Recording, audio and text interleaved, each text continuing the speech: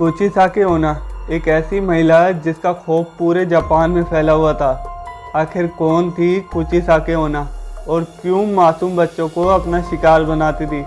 इसकी खौफनाक दहशत आज भी जापान की गलियों में घूमती है। जानेंगे आज की इस खौफनाक कहानी के पीछे का रहस्य। इससे पहले कई कुचिसाकी आ ना जाए।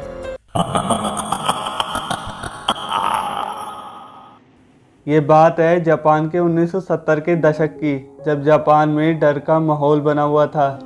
डर किसी इंसान का नहीं, एक प्रेत आत्मा का था, जो दिखने में तो बहुत सुंदर थी, लेकिन उसके द्वारा दी गई मौत बहुत खौफनाक हुआ करती थी। उसका नाम था कुचिसाकी ओना।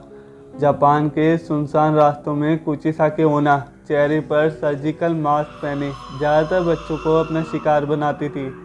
उसका चेहरा सर्जिकल मास्क से ढका होता था और वह बच्चों के पास आकर कहती थी, वाताशी किरी, जिसे हिंदी में कहते हैं क्या मैं सुंदर हूँ। यदि बच्चा नहीं कह देता है तो वह उसे अपनी कैंची से मार डालेगी, और यदि हाँ कहता है तो वह अपने मुंह से सर्जिकल मास्क हटा देती है। फिर वह अपना प्रश्न दोबारा दोहराती है। अगर वह बच्चा नहीं कह देता है या डर से चिल्लाता है तो वह उस बच्चे को अपनी कैंची से मार डालेगी।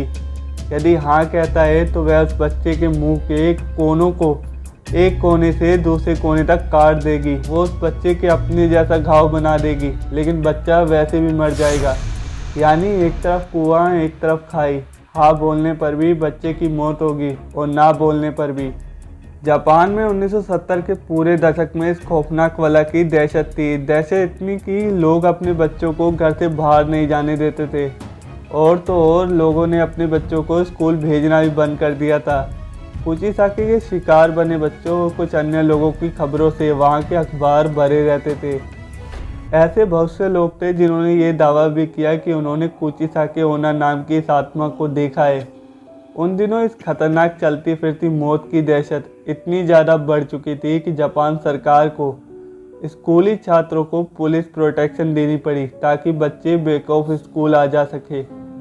लेकिन फिर भी कुचिसाकी ओना ने अनेकों बच्चों को अपना शिकार बनाया। लेकिन वो ऐसा क्यों करती थी? अब सवाल ये उठता है कि कुचिसाकी ओना के साथ आखिर ऐसा क्या हुआ था। ये कहानी शुरू होती है जापान के यान पीरियड के दौरान। लगभग 1200 से 800 साल पहले जापान के छोटे से गांव में बहुत खूबसूरत औरत रहती थी जिसका नाम कुचिसाकी ओना था। उसे अपनी खूबसूरती पर बहुत नाज था। वह अपने पति के साथ रहा करती थी, जो कि एक समुराई था। युद्ध के दौरान उस समुराई को युद्ध में भाग लेने जाना पड़ा। जब कई दिनों बाद वह युद्ध से वापस आया तो उसने अपनी खूबसूरत पत्नी को किसी गैर व्यक्ति के साथ आपत्तिजनक स्थिति में पाया। ये देखकर वो समुराई बहुत क्रोधित हो उठा और अपनी तलवार के एक ही वार से अपनी बीवी को पूरी तरह घायल कर दिया। इस तलवार के घात से उस औरत का मुंह बुरी तरह फट गया।